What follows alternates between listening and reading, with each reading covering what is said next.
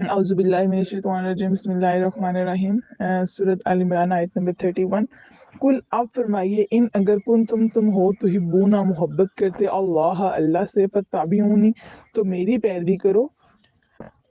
آپ صلی اللہ علیہ وآلہ وسلم فرمائیے اگر تم اللہ تعالیٰ سے محبت کرتے ہو تو تم میری پیروی اختیار کرو۔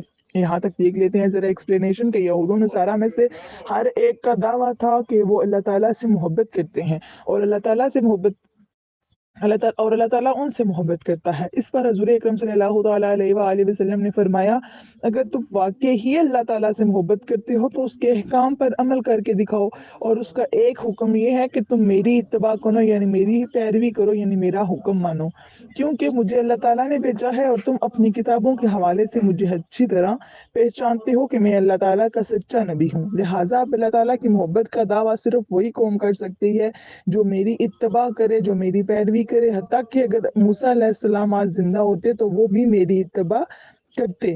یہود و نصارہ کے لیے لمحہ فکریہ، مطلب یہود و نصارہ کے لیے یہ سوچنے کی بات ہے کہ جب حضرت موسیٰ علیہ السلام حضرت عیسیٰ علیہ السلام کے لیے حضور اکرم صلی اللہ علیہ وآلہ وسلم کی اتباع لازم ہے، تو یہود و نصارہ پر توبہ طریق اولا لازم ہے کہ وہ حضور اکرم صلی اللہ علیہ وآلہ وسلم کی پیروی کریں۔ مطلب اگر حضرت موسیٰ علیہ السلام حضرت عیسیٰ علیہ السلام کو حکم دیا کہ وہ آپ صلی اللہ علیہ وآلہ وسلم کا حکم مانیں، تو پھر یہودیوں کو بھی چاہیے کہ وہ کیا کریں کہ پہلے توبہ کریں اور پھر آپ صلی اللہ علیہ وآلہ وسلم کی پیروی کریں۔ مسلمانوں کے لیے لمحہ فکریہ، مسلمانوں کے لیے کیا سوچنے کی بات ہے کہ اگر یہودی اتباع محمدی کر کے اللہ تعالیٰ کے محبوب بن سکتے ہیں تو جو پہلے ہی مسلمان ہیں اگر وہ حسن خلوص نیت سے اتباع محمدی میں سرگرم ہو جائیں تو وہ بطریق اولا اللہ تعالیٰ کے محبوب بن سکتے ہیں، اور کسی مخلوق کا اس سے اونچا مقام اور کیا ہو سکتا ہے کہ اس کا خالق و مالک اسے اپنا محبوب بنا لے۔ یا اللہ تعالیٰ ہمیں اپنے حبیب مکرم صلی اللہ علیہ وآلہ وسلم کی سچی غلامی نصیب فرما، آمین ثم آمین۔ تو دیکھیں یہ اگر یہودی آپ صلی اللہ علیہ وآلہ وسلم کی پیروی کر کے اللہ تعالیٰ کے محبوب بن سکتے ہیں تو ہم تو پہلے ہی مسلمان ہیں، تو اگر ہم آپ صلی اللہ علیہ وآلہ وسلم کی پیروی کریں تو دیکھیں ہم اللہ تعالیٰ کے محبوب بن جائیں گے۔ اور اس سے زیادہ اور زندگی کا مقصد بھی کیا ہو سکتا ہے کہ اگر اللہ تعالیٰ بندہ جو ہے وہ اپنے رب کا، اپنے اللہ کا محبوب بن جائے، اللہ تعالیٰ اس کو پسند کر لیں، تو اس سے زیادہ اور زندگی کا مقصد میرے حال سے جو ہے نا وہ پورا ہو جاتا ہے۔ اللہ تعالیٰ نے جس مقصد کے لیے ہمیں بھیجا ہے اگر ہم اللہ کو پسند آ جائیں اور اللہ تعالیٰ ہم سے محبت کرے تو اس سے بڑی اور کیا بات ہو سکتی ہے۔ اللہ تعالیٰ سے دعا کیا کریں کہ اللہ تعالیٰ ہمیں اپنے حبیب مکرم صلی اللہ علیہ وآلہ وسلم کی پیروی کرنے کی توفیق عطا فرمائے۔ اور آپ صلی اللہ علیہ وآلہ وسلم سے محبت کے میں نے پہلے بھی آپ کو کچھ طریقے بتائے تھے، اور اس میں سے ایک طریقہ جو یہ ہے کہ جب بھی فارغ ہوں تو اپنی عادت بنائیں کہ آپ درود شریف پڑھا کریں، کلمہ پڑھا کریں، درود شریف پڑھا کریں، اور درود شریف تو لازمی ایک صبح اٹھتے وقت اور ایک رات کو سوتے وقت یہ اپنی عادت بنائیں کہ اس ٹائم پہ آپ نے درود شریف لازمی پڑھنا ہے۔ اس طرح آپ کی محبت آپ صلی اللہ علیہ وآلہ وسلم سے زیادہ ہوگی، اور جب آپ کی محبت آپ سے زیادہ ہوگی تو پھر ڈیفینیٹلی آپ کی محبت اللہ تعالیٰ سے زیادہ ہوگی۔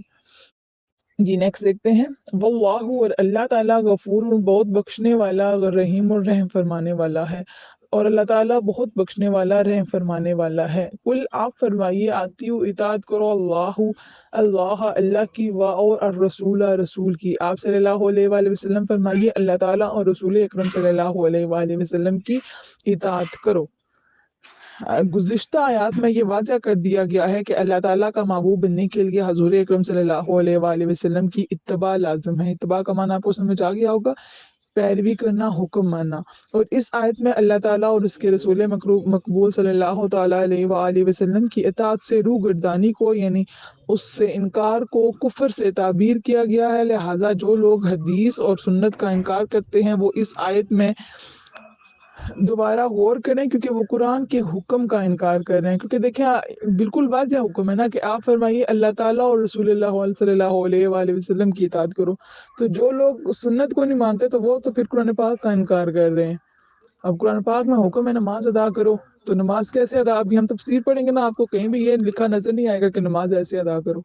وہ اس نماز کیسے پڑھنی ہے اس کا طریقہ ہمیں حدیث سے ملتا ہے۔ تو جو سنت کو نہیں مانتے پھر تو وہ ڈیفینیٹلی سیدھا واضح طور پر وہ قرآن پاک کا انکار کر رہے ہیں۔ نیکسٹ دیکھتے ہیں، فَإِن نہیں سوری اس کی نیکسٹ تھوڑی سی ایکسپلینیشن رہ گئی، یہ دیکھ لیتے ہیں کہ حدیث اور سنت میں فرق کیا ہے۔ اللہ تعالیٰ نے حضور اکرم صلی اللہ علیہ وآلہ وسلم کو پیروی کے لیے بہترین نمونہ قرار دیا ہے۔ مطلب اگر کسی نے کسی کی پیروی کرنی ہے تو سب سے अच्छा नमूना मतलब सबसे बेहतरीन एग्जाम्पल कौन है? आप सल्लल्लाहु अलैहि वसल्लम। नीज़ हज़ूर अकरम सल्लल्लाहु अलैहि वसल्लम का किरदार कुरान मजीद की अमली तस्वीर है। मतलब जो कुरान पाक में हमें हुक्म दिया गया है आप सल्लल्लाहु अलैहि वसल्लम के किरदार में हमें वही चीज़ें नज़र आती हैं। किसी ने हज़रत अब्दुल्ला बिन उमर से पूछा कि कुरान मजीद में नमाज असर और नमाज खौफ का जिक्र है, नमाज अदर और नमाज खौफ का जिक्र है, लेकिन नमाज सफ़र का जिक्र नहीं है, क्योंकि सूरत निसा आयत नंबर 101 में इस नमाज सफ़र का जिक्र है जिसमें कुफार के सताने का खतरा हुआ। पुरअमन हालात में नमाज सफ़र का जिक्र नहीं है। हज़रत अब्दुल्ला ने जवाब दिया, हम तो कुछ नहीं जानते थे, अल्लाह ताला ने हमारी तरफ हज़ूर अकरम सल्लल्लाहु अलैहि वसल्लम को माबूस फरमाया, बस हम तो वही करते हैं जो हमने आप सल्लल्लाहु अलैहि वसल्लम को करते देखा है। मतलब उन्होंने पूछा ना कि दो नमाजों का जिक्र है लेकिन नमाज सफ़र का जिक्र नहीं है, तो उन्होंने पूछा कि हमें भी कुछ नहीं पता, हम सिर्फ वही करते हैं जो आप सल्लल्लाहु अलैहि वसल्लम करते हैं। यानी कुरान में अगरचे मुतलिक नमाज सफ़र का हुक्म नहीं है, लेकिन हज़ूर अकरम सल्लल्लाहु अलैहि वसल्लम का नमाज सफ़र पढ़ना और हमें पढ़ने का हुक्म देना हमारे लिए काफ़ी है, क्योंकि हज़ूर अकरम सल्लल्लाहु अलैहि वसल्लम की हर बात अल्लाह ताला की तरफ से वही होती है। रसूल अकरम सल्लल्लाहु अलैहि वसल्लम की इताअत दर हकीकत अल्लाह ताला ही की इताअत है। अगर हज़ूर अकरम सल्लल्लाहु अलैहि वसल्लम की हदीस और सुन्नत को इस्लाम से खारिज कर दिया जाए तो कुरान मजीद पर अमल करना नामुमकिन हो जाता है। मिसाल के तौर पर कुरान करीम में नमाज, रोज़ा, हज और ज़कात के अहकाम तो हैं, मगर इन पर अमल करने की सही सूरत सुन्नत नबवी के बगैर मुमकिन नहीं है। शायर मशरिक़ अल्लामा इकबाल रहमतुल्लाह अलैहि ने क्या खूब कहा है, वह मुस्तफ़ा बरसा खुशी राका दी हमा औसत अगर बाजो नसीदी तमाम बेलिया असद। ये कोई वो मुझे लैंग्वेज का वो भूल गया है, नाम भूल गया है, उसमें है। तो ए इंसान, नीचे इसकी दी हुई एक्सप्लेनेशन कि ए इंसान अपने आप को दर मुस्तफ़ा सल्लल्लाहु अलैहि वसल्लम पर झुका दे, क्योंकि हजूर आप सल्लल्लाहु अलैहि वसल्लम दीन इस्लाम का अमली सरचश्मा है, और अगर कोई नादान हजूर अकरम सल्लल्लाहु अलैहि वसल्लम को छोड़कर इस्लाम को समझना चाहे तो वो अबू लहब तो बन सकता है, लेकिन ईमान की लज्जत से आशना नहीं हो सकता।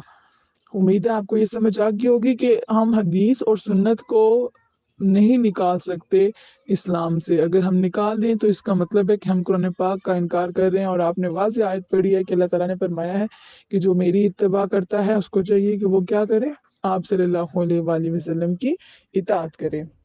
फ़इन्ना, फिर अगर तवल्लो वो मुंह फेर लें, फ़इन्ना तो यकीनन अल्लाह ताला ला युहिब्बु दोस्त नहीं रखता अल काफिरीना कुफ्र करने वालों को। फिर अगर वो रूबरदानी करें तो बेशक अल्लाह ताला काफिरों से मोहब्बत नहीं करता।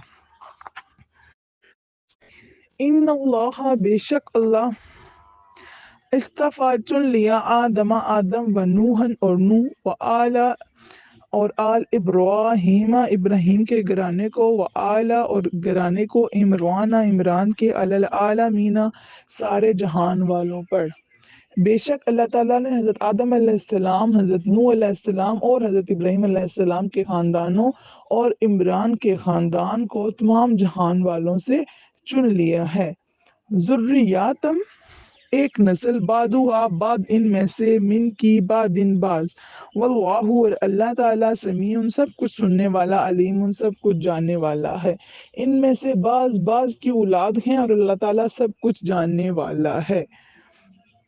इस जब क़ालती अर्ज की गई इमरातु इमराना इमरान की बीवी ने, रब्बी मेरे रब, इन्नी मैं नजर तू नजर मानती हूँ, लाका तेरे लिए, माँ जो फी बतनी मेरे शिकम में, मुहर्ररन आज़ाद, फतकब्बल सो कबूल फरमा ले, मिन्नी मुझसे। जब इमरान की बीवी ने कहा, ए मेरे रब ताला, जो मेरे पेट में है इसे मैंने तेरे नाम पर आज़ाद करने की नज़र मानी है।